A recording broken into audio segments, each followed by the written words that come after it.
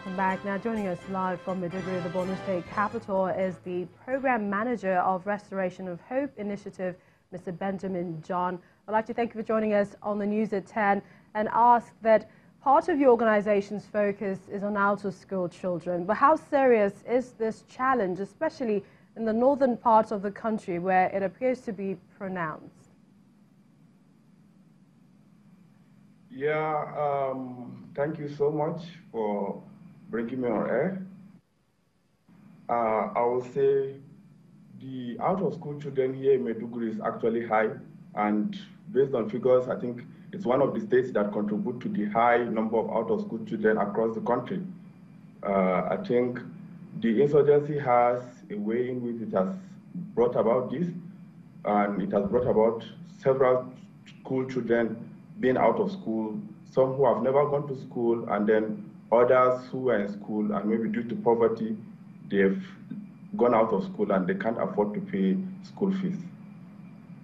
So I know that Restoration for Hope Initiative has done a lot of things in trying to, you mentioned the insurgency, but then displaced children to still put them back in school from ages 6 to 11 and the likes. But are you facing any challenges in any way?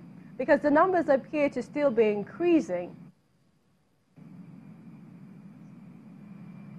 Yes, Restoration of Hope Initiative has gone into many of these hard-to-reach communities, provided temporary learning space so that these children can be enrolled back to school.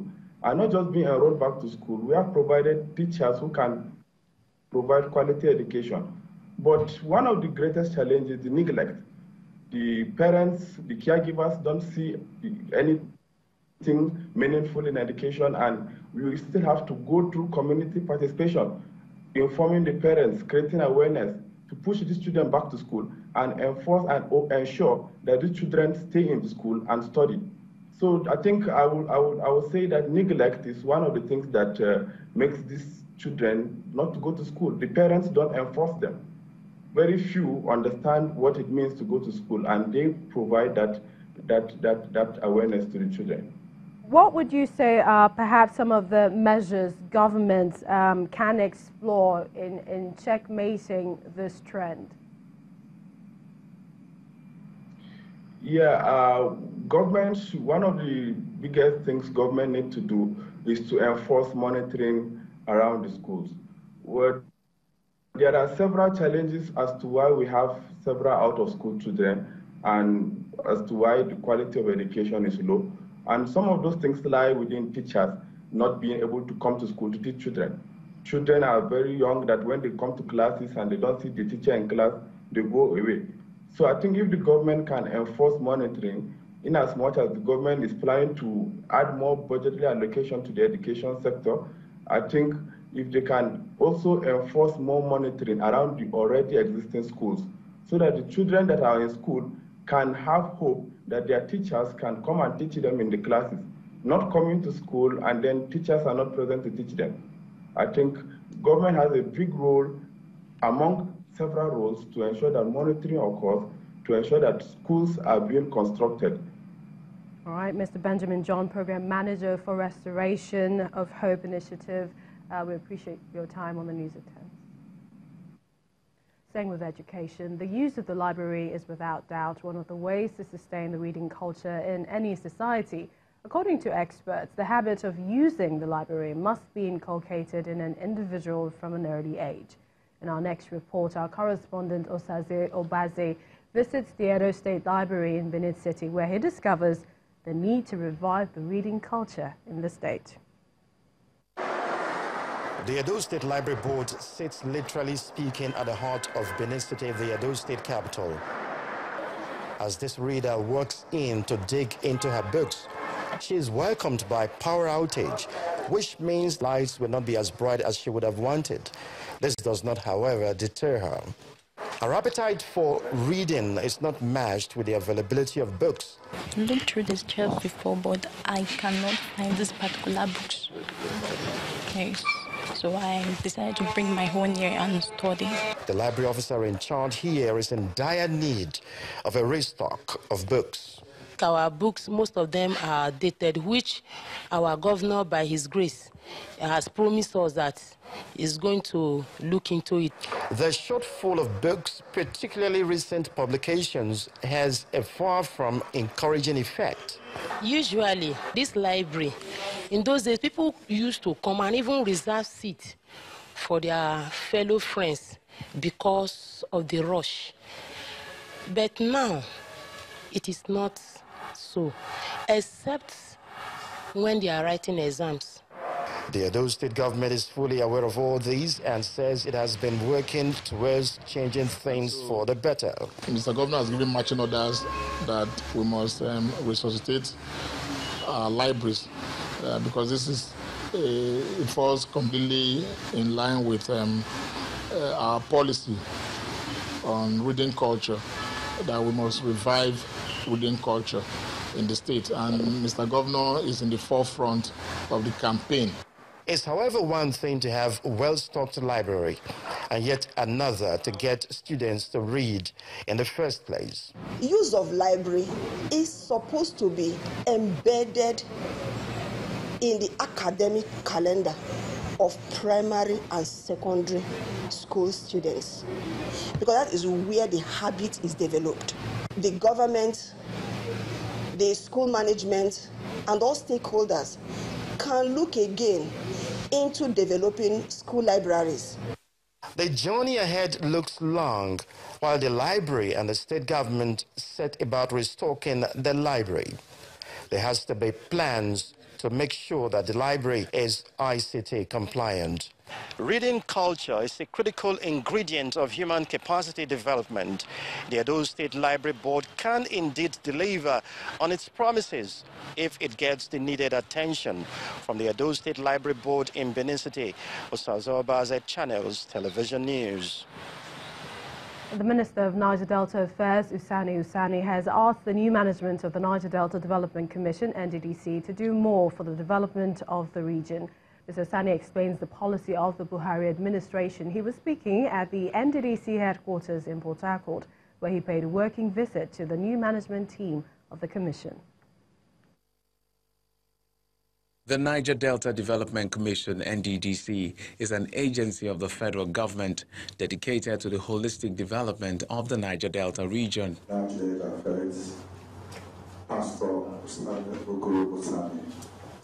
The Minister of Niger Delta Affairs, Pastor Usani, in company of top officials of his ministry, visits the headquarters of the NDDC to follow up on the progress being made by the new management of the Commission. We are charging you to put up your best. There's a lot that can be achieved within the months before the first tenure of this administration. Thank God the administration continues, and so much more can be done. Of course, the policy of this administration is that nothing like abandoned project. And that's the reason you can see many of the projects started 20, 30 years ago, especially the infrastructure, are still being reviewed and executed. So it's very important for staff of NDDC, especially the management, to know the special place you occupy in the development of Niger Delta. In his welcome remarks, the NDDC Acting Managing Director, Professor Nelson Brambefa, highlights the significance of the visit. You know, in the absence of the board, the minister takes over. Anything I do here, since I have no board, I clear for him, from him. And it is only wise that he comes once in a while to pay me to see what I have been, or how I've been faring. For the NDDC Acting Executive Director of Finance and Administration, Dr. Chris Amadi, everything is being done to motivate the major contractors to enable them complete projects. We took on payments of contractors who have been owed for ages. We made sure those who had 10 million and below got payments from their homes. They got alerts from their homes. We've cleared that. We're now compiling to commence payments next week for those 20, 30 million and below. Meanwhile, the NDDC has commenced project inspection, starting with the new headquarters of the Commission. and will be embarking on major project inspections across the region in the coming days. Let's switch to some business news. Here's Kayode Okikiolu.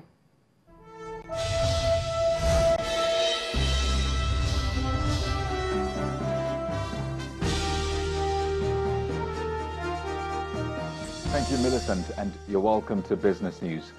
Former Minister of Economic and National Planning, Dr. Shamsuddin Usman, has asked the federal government to decentralize the National Identity Management Commission in line with the recommendations of the National Financial Inclusion Steering Committee. Dr. Usman, who made the comments at a meeting of the Association of Securities Dealing Houses of Nigeria, notes that a harmonized identity silo is capable of cutting down the cost of running elections. When I was Minister of National Planning, I chaired a ministerial committee that was trying to bring all the institutions that try to do identity, immigration, prisons, the banking industry, customs, or everybody is doing it separately. All national identity should be central through NSE. And then, of course, the police can take their own and add whatever security they have. SSS can take it from the national. That's what every country does. You have a central identity database. And then different organizations are allowed different aspects of that. If we had done that, even now, it's not too late. Look at the amount of money we spent on the elections. If they can give that institution 1/4 of what we spend on the elections, to start from now, building national identity of people 18 and over. A lot of people have been registered already.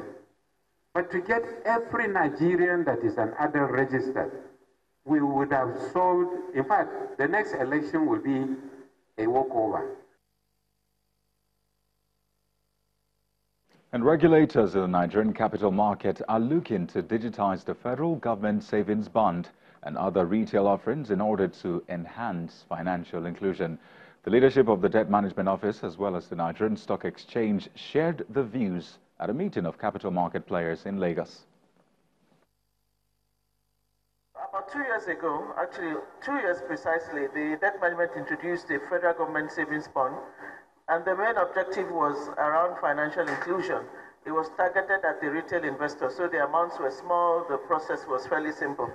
So after 2 years, I'm talking March 2017 to March 2019, we've been able to raise 11.773 billion from 14,703 investors. Both the amount and the numbers are extremely small when we compare it to the population. If we say, for instance, there are 70 million active taxpayers, then 14,000 participants over 2 years is rather small. So something is wrong. The savings bond is actually designed to be retail, 5,000 naira and a maximum of 50,000 naira. I think we need to just do a better job of reaching a lot more people. And I think the way to do it is digitization. Because you have so many people that have, cell phones. And so to the extent that we can reach them in a meaningful way, we should really consider that. Staying with the NSE, the equities market closed bearish this week as the key benchmark index declined 0.31% week on week to 31,041.42. The equity capitalization, however, rose 0.51% on the supplementary listing of Lafarge rights issue. Trade volume of shares worth 12.7 billion naira settled at 2.62 billion in 15,558 deals. On the sectoral front, the industrial goods segment beat other sectors with a 30.78% rise in indices, while the banking sector lost the most by 11.81%. Eterna PLC gained the most this week, while Fidelity Bank plunged 13.08%, and this is in spite of an impressive 2018 full-year report. And that's Business News for tonight. Thank you for watching. I am Kayode Okikiolu. It's now back to you, Millicent.